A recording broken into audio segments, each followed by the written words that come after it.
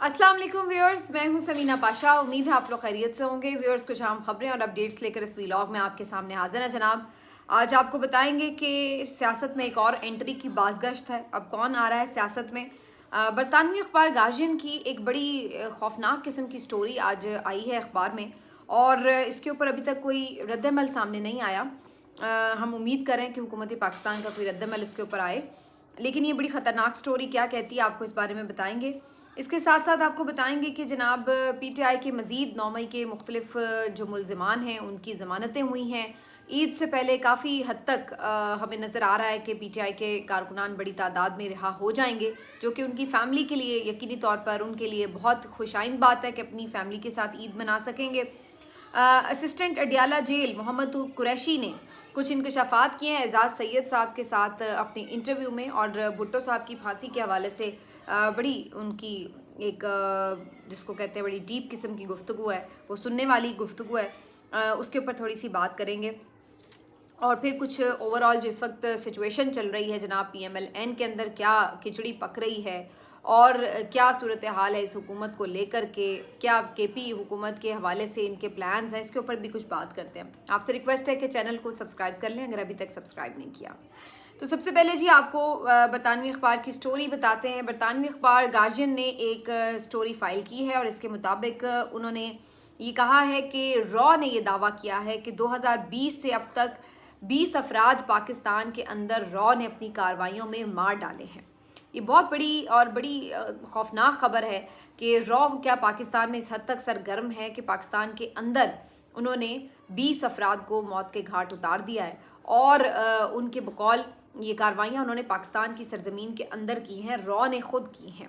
अब रॉ जो कि आपको मालूम है कि इंडियन इंटेलिजेंस एजेंसी है, और इससे पहले भी उनकी तरफ से मुख्तलिफ क्लेम्स किए जाते हैं। कभी वो सही भी हो सकता है, ज़्यादातर गलत भी होते हैं, लेकिन ये पाकिस्तान के लिए बड़ी तशवीशनाक बात है, क्योंकि हमने अभी तक इसके ऊपर कोई अभी तक तस्दीक या तरदीद नहीं की। होपफुली कोई ऑफिशियल इसके ऊपर जल्द ही आ जाएगा रिस्पांस।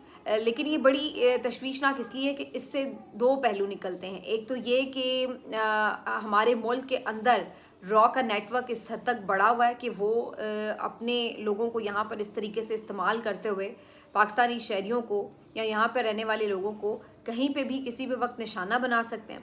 और दूसरा फिर ये भी सवाल उठता है कि फिर हमारी इंटेलिजेंस एजेंसीज़ की कारकर्दगी क्या है, उसके ऊपर भी लोग फिर सवालिया निशान उठाएंगे कि किस तरह कोई दुश्मन मुल्क की एजेंसी आकर हमारे ही मुल्क के अंदर कार्रवाई कर दे और हमें पता ना हो इस बारे में।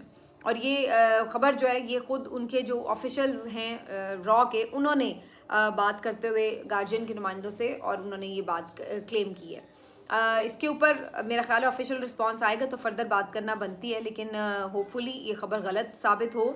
लेकिन अगेन यही इसमें बात आती है, जो इसमें उन्होंने उसकी वजूहात और पैटर्न बताया, तो वो ये कहते हैं कि जी बेसिकली इंडिया ने थोड़ा अपनी स्ट्रैटेजी चेंज की है, और बजाय इसके कि अब वो ये सोचें कि जी जब कोई इंतज़ार करे इस बात का कि कोई उनके ऊपर आके अटैक करे या कोई नुकसान पहुंचाए फिर वो रिएक्ट करें, अब वो इस स्ट्रेटजी की तरफ बढ़ गए हैं। और ये स्ट्रेटजी इनकी ज़्यादातर जो इसराइल की एजेंसी है मोसाद, और इसी तरह दीगर जो एजेंसीज़ हैं वेस्टर्न कंट्रीज़ की, उससे उन्होंने ये ऐसा लग रहा है कि स्ट्रेटजी इंस्पायर होके बनाई है कि इससे पहले कि कोई आप पे अटैक करे या कोई आपको नुकसान पहुंचाए, आप खुद उनके अंदर रहते हुए जो लोग हैं जो कि आपको नुकसान पहुंचा सकते हैं उनको आइडेंटिफाई करें और वहीं पर उनको ख़त्म करें।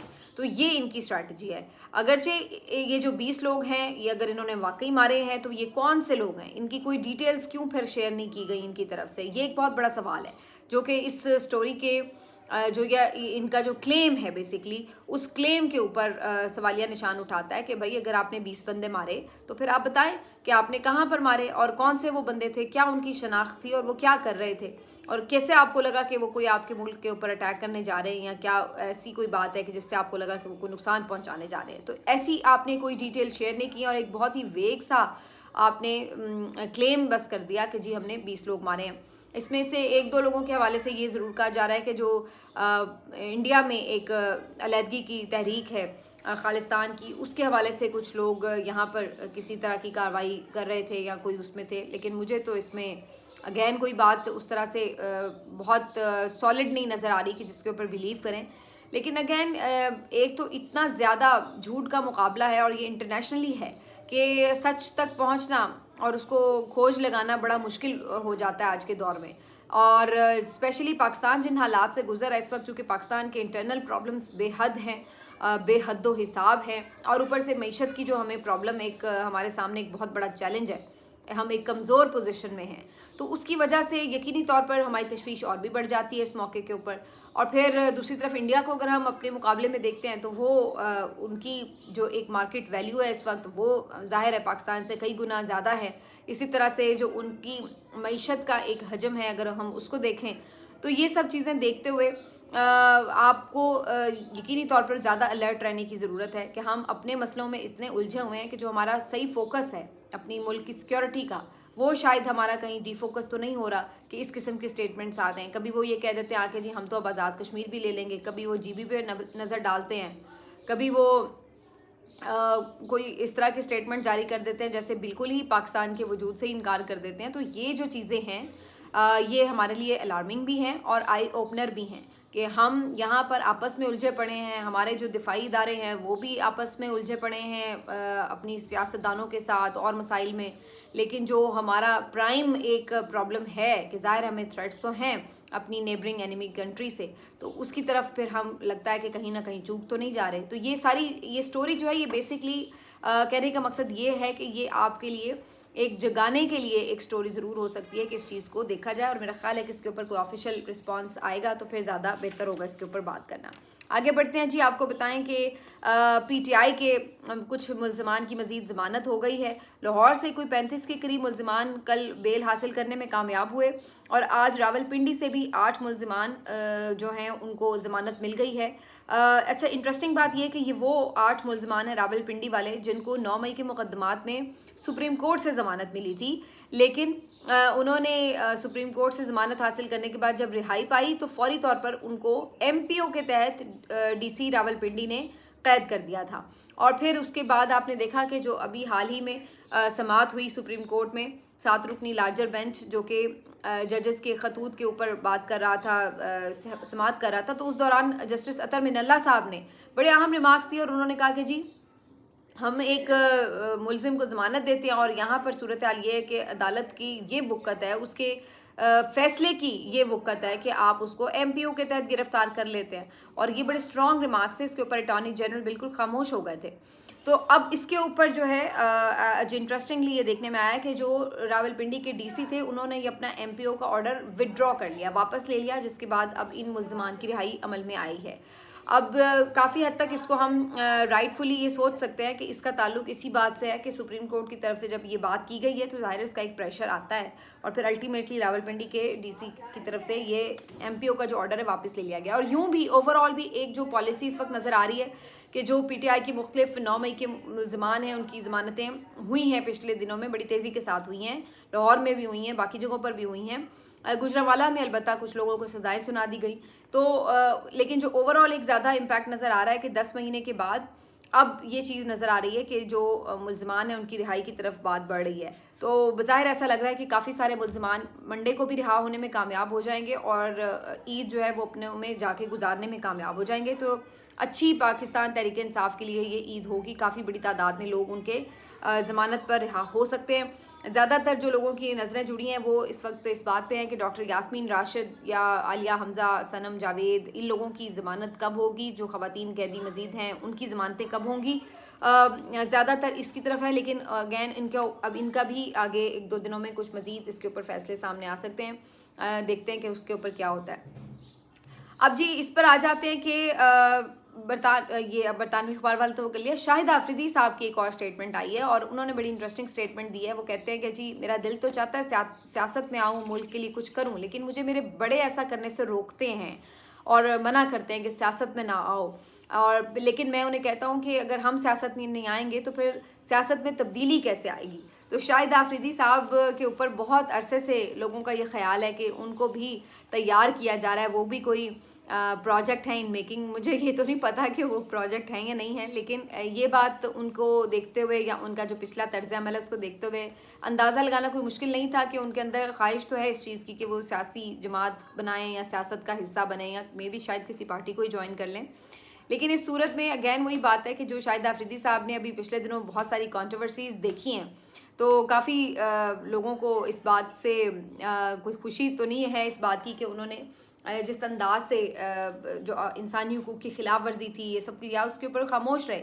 तो अगर आप सियासतदान बनना चाहते हैं, सियासत में आना चाहते हैं, तो आपके लिए तो बड़ा अच्छा ये एक प्लेटफॉर्म हो सकता था कि जब जुल्म सितम जबर हो रहा है तो उस वक्त आप उसके खिलाफ आवाज़ उठाते तो लोग आपके साथ होते और आपके लिए एक नरम गोशा रखते, आपकी तारीफ़ करते। लेकिन आप तो ताकतवरों की तरफ खड़े हुए, तो उससे ऐसा लगा कि जैसे आप अवाम की हमायत या अवाम की जो मुश्किलात हैं उससे बिल्कुल आरी हैं। तो ये शाहिद आफरीदी साहब का जो प्रोजेक्ट है, ये तो मुझे मालूम नहीं है कि प्रोजेक्ट है या नहीं है, लेकिन बहरहाल उनकी ख्वाहिश है। बहरहाल जी उनका हक है, अगर वो सियासत करना चाहते हैं तो बिल्कुल कर सकते हैं। लेकिन जिन हालात में उन्होंने ये स्टेटमेंट दिया है यहाँ पर, तो उनकी फ़िलहाल तो सियासत के लिए कोई बहुत अच्छे हालात नहीं हैं। पीटीआई और पीएमएल-एन की जो आपस की चपकलिश है वो चल रही है, और अब ये धमकी भी दी जा रही है कि जी गवर्नर राज लग सकता है केपी में अगर अली अमीन गंडापुर साहब जो हैं वो अपनी एग्रेसिव स्ट्रैटेजी को जारी रखे रहते हैं। लेकिन मुझे बज़ाहिर ऐसा नहीं लग रहा कि गवर्नर राज की तरफ सूरत हाल जाएगी। उसकी वजह ये है कि मुझे ये नज़र आ रहा है कि इस वक्त एक डर है डराने वालों के अंदर, और ये डर है दो चीज़ों की वजह से। एक तो चीज़ है सोशल मीडिया जिस पर बहुत बात भी हो रही है, और दूसरी जो चीज़ है वो है अवाम का सड़कों पर निकलना। असल में देखा जाए तो ये दोनों एक ही चीज़ है। उसकी वजह ये कि बहुत से लोग ये कहते हैं कि जी जो सोशल मीडिया है ये पीटीआई की ताकत है, सोशल मीडिया पीटीआई की ताकत है, और ये उनको जो है हमेशा रेस्क्यू करता है पीटीआई को। मैं ये समझती हूँ कि सोशल मीडिया सिर्फ पीटीआई के लिए नहीं है।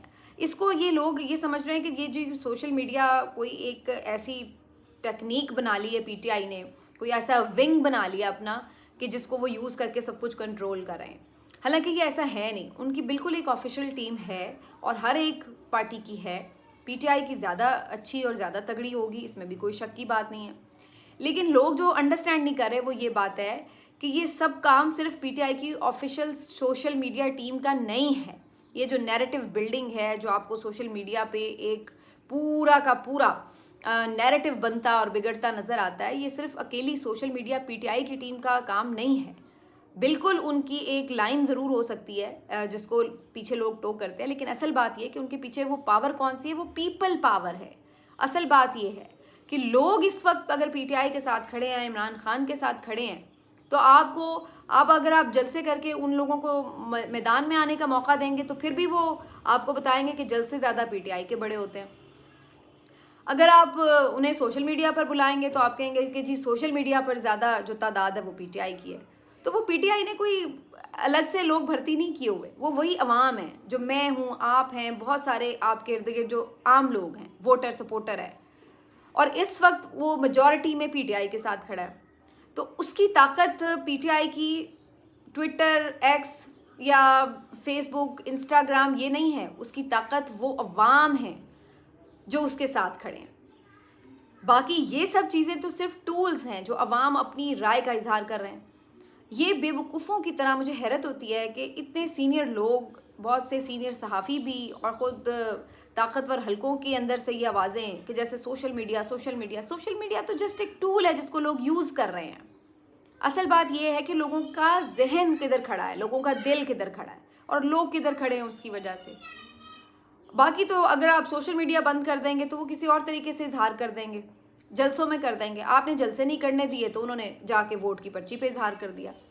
तो असल बात ये थी कि वो उनका इजहार है, वो सोशल मीडिया पे कर लें, जलसे में आके कर लें, तराना गा के, परचम लहरा के कर लें, रैली निकाल के कर लें, या वो जाके वोट की पर्ची पर ठप्पा लगा के कर लें। असल कहानी ये है कि लोग उनके साथ हैं, अवाम इमरान खान के साथ है। ये वो हकीकत है जो आपकी समझ में नहीं आ रही। इसलिए आपको हर जगह टफ टाइम मिलता है, चाहे वो सोशल मीडिया पे हो। आप ये सब भी छोड़ें, आप यूनिवर्सिटी का कॉन्वोकेशन करते हैं, आप कोई ग्रैंड डिबेट करते हैं, प्रोग्राम किसी भी चैनल का, किसी यूनिवर्सिटी के हॉल में जाकर, ऑडिटोरियम में, तो वहाँ क्या होता है वहाँ पे? इमरान खान का नाम या इय्याका नअबुदु व इय्याका नस्तईन से किसी ने आगाज़ कर दिया, या कोई चीज़ जो उसके नाम से 804 से जुड़ी हुई है उसके ऊपर क्लैप है। तो असल बात यह है कि ये सब सिर्फ इजहार के तरीके हैं। आप एक्स बंद कर देंगे तो फिर क्या लोग 80% जो अवाम उसके साथ है वो क्या नहीं रहेगी? वो तो वही है। और मैं आपको बता चुकी हूँ अभी कुछ दिन पहले भी जो मैंने वाक़या आपके साथ शेयर किया था। तो ये बेवकूफ़ों की तरह टूल्स को पकड़ के बंद कर रहे हैं, टूल्स को तोड़ मरोड़ रहे हैं, और ये नहीं कह रहे कि हम अपने आप को पीछे कर लें और जो आवाम की राय उसको प्रिवेल होने दें। ये एक सिंपल सा फार्मूला है मुल्क को आगे लेके चलने का।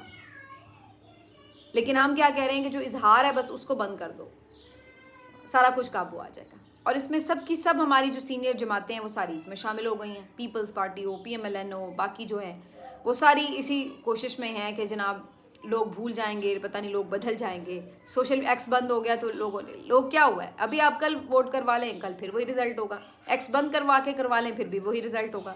8 फरवरी को भी तो आपने सब कुछ बंद कर दिया था ना, मोबाइल फ़ोन तक बंद कर दिए थे, फिर क्या हो गया था? रिजल्ट तो वही था। तो ये है सारी बात, जो इतनी सी बात किसी की समझ में नहीं आ रही। पीटीआई का सोशल मीडिया, पीटीआई का सोशल मीडिया मसला नहीं है, मसला लोग हैं, अवाम हैं जो इस वक्त सोशल मीडिया यूज़ करते हैं, वो पीटीआई के साथ हैं, लिहाजा वो पीटीआई का सोशल मीडिया है। अगर कल कलाम को पीटीआई अपने उसूल से हट गई, अपने नैरेटिव से हटती है, अपने नज़रिए से हटती है, तो यही सोशल मीडिया उनके गले पड़ा होता है, और पड़ा हुआ है अभी भी। आप देख लें, कोई गलत बंदा मिल जाता है, जाके किसी से मुलाकात कराता है, अगले नाको चने चबवा देते हैं। कोई गलत टिकट किसी को मिल जाता है, अगले फैसले वापस करवाते हैं। तो वो क्या पीटीआई का सोशल मीडिया है जो कि वो फैसले करवा रहा है? वो आवाम का प्रेशर आता है। अच्छी चीज़ ये है कि पीटीआई उसको लेती है, उसकी पेन लेती है कि हाँ भाई ये प्रेशर आ रहा है, इस फैसले को यूं कर लेते हैं। बाकी जो बातें उनसे लोगों को डिस्कनेक्ट है, बिल्कुल लाताल्लुक है, वो उस पर वो करते ही नहीं। अगर करते भी हैं तो सिर्फ तनकीद की उसमें आते हैं सोशल मीडिया पर, उनके ऊपर तनकीद करने। तो ये है बुनियादी मसला। तो अब इसको हल करने का तरीका तो बड़ा आसान है जो मैं आपको बता चुकी हूँ, लेकिन इसको हल करते हुए कोई नज़र नहीं आ रहा बज़ाहिर। और हैरान कुन तौर पर मैं पीपल्स पार्टी की अभी बात की तो मैंने जो असिस्टेंट जेल मोहम्मद कुरैशी का इंकशाफ सुना, वो सारा बता रहे थे किस तरह से भुट्टो साहब की फांसी के रात की सारी जो नरेशन थी उन्होंने दी हुई थी बेसिकली, कि कैसे उन्हें ले जाया गया, क्या बातचीत हुई, कैसे उनकी फांसी हुई। बड़ा खौफनाक और अफसोसनाक था उनका सारा वो सुनना। और मैं उसके बाद ये सोच पे मजबूर थी कि आज पीपल्स पार्टी देखें कि कहाँ खड़ी है। पीपल्स पार्टी के लिए ये सोचने का मकाम है कि आपके जो बानी चेयरमैन थे, क्या उन्होंने इसलिए इस्टेब्लिशमेंट के सामने खड़े होकर खुशी से फांसी कबूल कर ली कि कल उनका नवासा आके या उनका दामाद आके इस्टेब्लिशमेंट के जूते पॉलिश कर रहा होगा, उसकी गोद में बैठा होगा, उसके नामजद करदा फैसल वावड़ा को वोट डाल रहा होगा, इसलिए उसने फांसी का फंदा कबूल किया था, इसलिए बेनज़ीर ने शहादत कबूल की, यहाँ पर आकर मुशर्रफ से टक्कर ली, सब कुछ किया। किस लिए किया? इसलिए कि बिलावल भुट्टो ज़रदारी उसी शख्स को जाके वोट दे, उसी के साथ जाके बैठे कि जिसने उसकी माँ की नंगी तस्वीर फिकवाई थी। इसलिए पीपल्स पार्टी के जो आप हमेशा शहीदों के ऊपर बात करते हैं, जी हमारे ख़ानदान से शहीद हैं, तो उन शहीदों का आपने क्या पास रखा है? उन शहीदों का आपने क्या मान रखा है? उन शहीदों ने अगर किसी उसूल पर कुर्बानी दी तो आपने उस कुर्बानी की क्या कीमत रखी है? एक सूबे की वजारत, चंद सेनेटर्स, ये आपकी कुर्बानी है। हालांकि अगर आप उस उसूल के साथ खड़े हो तो शायद आपको इससे ज़्यादा मिल जाए, लेकिन आपको ये पसंद आया कि आप वही इस्टेब्लिशमेंट जो आपके नाना की मौत की ज़िम्मेदार है, आप उसी के कदमों में बैठें, उसके जूते साफ करें और उसी के जो बनाए हुए प्लान्स हैं उसको इम्प्लीमेंट करें। ये आपकी सियासत हो गई है। लगता है आपसे अगले वीलॉग में अपना ख्याल रखिए। अल्लाह हाफ़िज़।